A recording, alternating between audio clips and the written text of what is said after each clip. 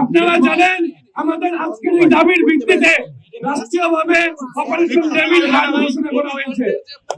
আপনারা যে operation devil হান্টের যে কমান্ডার তিনি আমাদের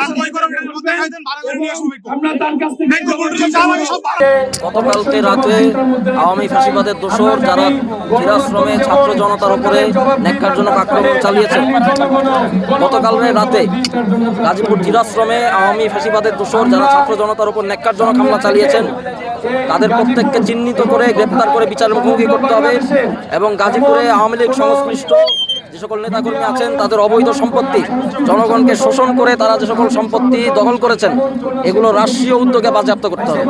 এই দাবিতে আমরা ডিসি অফিসের সামনে এখন অবস্থান করছি। আমরা জেনেছি যে অন্তর্বর্তীকালীন সরকারের যৌথ বাহিনী তারা একটি অভিযান পরিচালনা করবেন এখানে।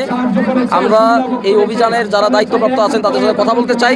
ছাত্র জনতা এখানে তাদেরকে সর্বাত্মক সহযোগিতা করতে প্রস্তুত, কিন্তু অন্তর্বর্তীকালীন সরকার আমাদের নিরাপত্তা দিতে ব্যর্থ হলে ছাত্র জনতা তাদের নিজেদের নিরাপত্তার দায়িত্ব নিজেরা হাতে তুলে নিতে বাধ্য হবে। जेनेक्स से शिफ्ट करो, लाइफ के लिफ्ट करो।